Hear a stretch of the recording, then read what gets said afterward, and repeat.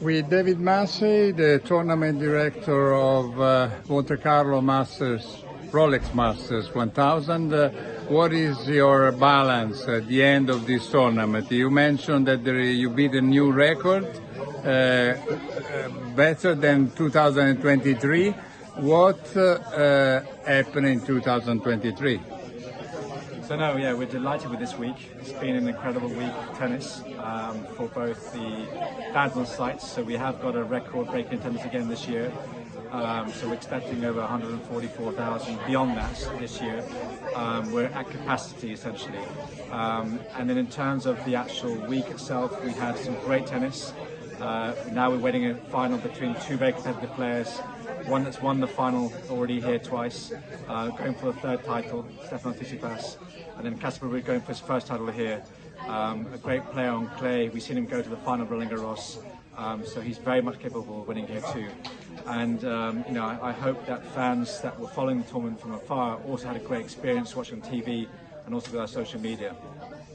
Okay, what about the new calendars for the next year? I mean, same date, same formats, and when ATP is talking about combined events, does Monte Carlo have any chance to have one day a combined event, or because of the lack of courts is impossible? So for next year, we know that we've got our dates from the 5th to the 13th of April 2025. So we're very happy with next year, the same week as now, same format as now. There are discussions about potentially increasing the number of days. If we have more days, we can certainly do a bigger draw. So that's something that we'll be open to do. We're also open to thinking about doing a WTA event here as well, but that really would come down to the size of the draw and how many days. So all I would say on that right now is that we're open to these different formats as a matter of sort of the future. But for the immediate future, we're sticking to the same formats and excited for the next year's event already. You mentioned that there is a chance to have in few years a roof. Are you optimistic about that, or is it going to be very, very difficult? So we have a roof right now, but it doesn't work very well with a bit of wind. So we're looking to do a brand new roof that will be bigger and more wind resistant. So that is a project which is actually in the works. It will take probably a couple of years actually before it's done. It's going to be a big project, and that would also be on a court which is larger with a bigger number of spectators. So we hope that the product itself will be an improved one from today's one. But that is something that we're looking to do. At the same time, it's difficult to really play matches on there when you've got a centre court program. The capacity of the court will never be the same as centre court, so you know, it will be as a backup really, rather than our first choice to play the matches there. You mentioned the fact that normally at Monte Carlo there was a big presence of the Italian crowd, 33% roughly. What happened this year? Because you had the impact of the effect Sinner, we call in Italy Sinner mania. And I guess that because of Sinner, there were even more than usual. Absolutely. We don't have the exact number yet, but it's going to be over the record we had before, which I would imagine will be, yes, it will be beyond the 33%. We know that, it's pretty sure that it would be that over. And of course, the Italian players bring in a lot of Italian fans. The border is so close. It's only about 10 kilometers away from here.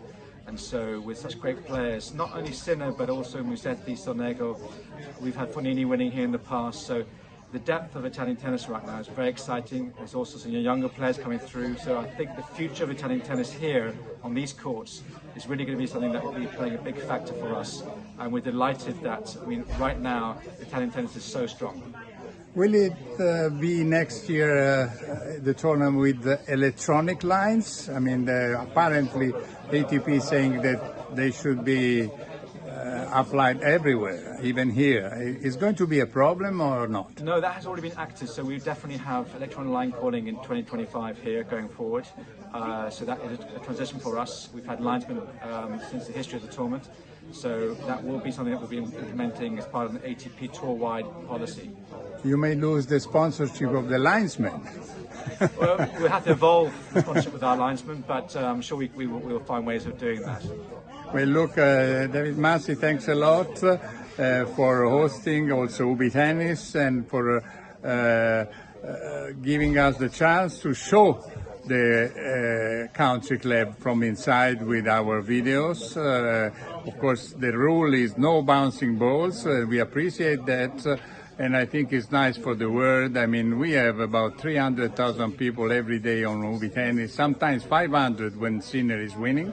I mean, to show this beautiful side, which is unique, it's really, I think it deserves it. I mean, not just for us, but probably for whoever would do the same kind of job. Thanks a lot. Thank you for coming. Thank you very much.